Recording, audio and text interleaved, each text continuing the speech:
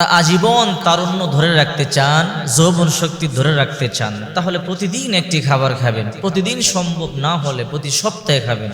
সপ্তাহেও যদি সম্ভব না হয় প্রতি মাসে এই খাবারটি খাবেন।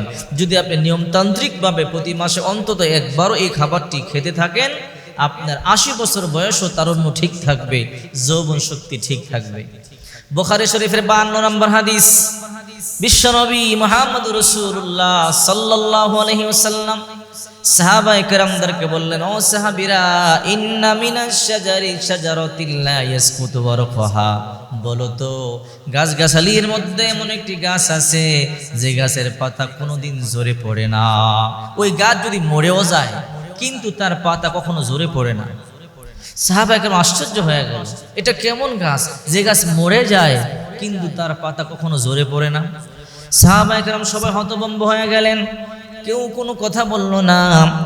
আব্দুল্লাহ ইবনে ওমর রাদিয়াল্লাহু তাআলা আনহু তখন ছোট, মনে মনে চিন্তা করে মনে হয় খেজুর গাছ হবে, কিন্তু সাহস করে বলে না, কারণ বড় বড় সাহাবীরাই তো বলে না। আবু বকর রাদিয়াল্লাহু তাআলা আনহু বসা, ওমর রাদিয়াল্লাহু তাআলা আনহু বসা, ওসমান রাদিয়াল্লাহু তাআলা আনহু বসা, আলী রাদিয়াল্লাহু তাআলা আনহু বসা, এত বড় বড় সাহাবীরা বসা, কেউ কোনো কথা বলে না। ওই জায়গার মধ্যে আমি কেমনে কথা বলি? বিশ্বনবী বললেন, ইন্না মিনাশ শাজারি শাজারাতিন লা ইয়াসকুতু ওয়ারকুহা ওয়া ইন্নাহা মাসালুল মুসলিম, যা মুসলিমের উদাহরণ। মুসলমান কিন্তু মরবে কিন্তু ভেঙে পড়বে না। মুসলমান মরতে পারে, রক্ত দিতে পারে, কিন্তু বাতিলের সামনে মাথা নত করতে পারে না। সাহাবায়ে কেরামকে যখন বললেন কোনো কথা নাই, বিশ্বনবী তখন বললেন, সাহাবীরা বলো কোন সে গাছ? সাহাবায়ে কেরাম কোনো কথা বললেন না। বিশ্বনবী তখন বললেন, ক্বালা হিয়ান নাখলা, সে হলো খেজুর গাছ। ও সাহাবীরা, তোমরা দেখবা খেজুর গাছ যদি মরেও যায় কিন্তু খেজুর গাছের পাতা কোনোদিন ঝরে পড়ে না। ওয়া ইন্নাহা মাসালুল মুসলিম, এটা মুসলিমের উদাহরণ। এই জন্য খেজুর একটা বরকতি খাবার। বিশ্বনবী মুহাম্মদুর রাসূলুল্লাহ সাল্লাল্লাহু আলাইহি ওয়াসাল্লাম বলেন, যে ব্যক্তি প্রতিদিন সকালবেলা ৭টা আজওয়া খেজুর খাবে, সারাদিন কোনো জাদু টোনা বান বদনজর কোনো বিষক্রিয়া তার ক্ষতি করতে পারবে না। প্রতিদিন সকালবেলা কেহ যদি ৭টা খেজুর খায়, খেজুর প্রসূতি মায়েদের জন্য বড় উপকার। দেখেন না সূরা মারিয়ামের মধ্যে আল্লাহ পাক রব্বুল আলামিন বলেন, ফানাদাহা মিন তাহতিহা আল্লা তাহজানি قد جعل ربك تحتك سريا وهزي إليك بجذع النخلة تساقط عليك رطبا جنيا। প্রসব বেদনায় যখন মারিয়াম একটা খেজুর বৃক্ষের নিচে আশ্রয় নিলেন, বসলেন, চোখের পানি ছেড়ে কান্না করতেছে, হারে আমি এই বিপদের মধ্যে পড়ে গেলাম।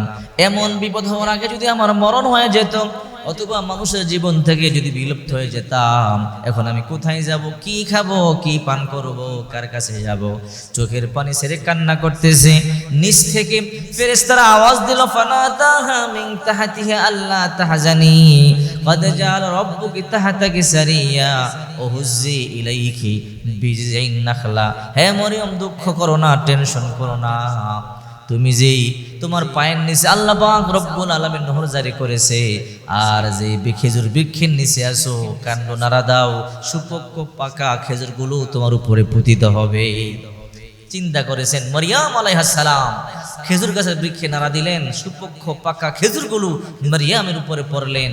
প্রসূতি মা, হামেলা মহিলা, গর্ভবতী মহিলা মারিয়াম আলাইহিস সালাম তখন ছিলেন, উনি খেয়েছেন। এতে প্রমাণিত হয় প্রসূতি মায়েদের জন্য, গর্ভবতী মায়েদের জন্য খেজুর বড় উপকারী। সৌদি আরবের এক লোক ৪৪ জন সন্তান, ওনাকে জিজ্ঞাসা করা হলো, আপনার খাদ্যের প্রধান উৎস কি? উনি বললেন যে তেমন কোনো খাবার আমি খাই না, মানুষ যা খায় তা খাই, আমার খাদ্যের মধ্যে স্পেশাল তেমন কিছু নাই, তবে একটা খাবার কন্টিনিউ খাই, সেটা হলো খেজুর। এই খাবারটা সবসময় আমি বেশি বেশি খাই। এই জন্য দেখবেন আরবদের দৈহিক শক্তি অনেক বেশি, বৃদ্ধ বয়স চেহারার মধ্যে নূর চমকায়। আমরা যা খাই তারাও তা খায়, কিন্তু এদের মধ্যে এক্সট্রা একটা খাবার বেশি, সেটা হলো খেজুর। ওরা সব সময় খায়। আর এই খেজুর আমরা রমজান মাস হলে ইফতারিতে খাই, আর আমরা খেতে পারি না। এই খেজুর যদি আপনি সব সময় খান, জান্নাতি একটা ফল। কোরআনে আল্লাহ পাক রব্বুল আলামিন এই খেজুর সম্পর্কে বিভিন্ন জায়গায় আলোচনা করেছেন। জান্নাতবাসীদেরকে আল্লাহ তাআলা এই খেজুর দিবেন। এই খেজুরের মধ্যে আল্লাহ তাআলা প্রচুর বারাকা রেখেছেন। কোন মানুষ যদি প্রতিদিন খেজুর খেতে পারে, 80 বছর বয়সও তারুণ্য ঠিক থাকবে, যৌবন ঠিক থাকবে, চেহারার সৌন্দর্য ঠিক থাকবে।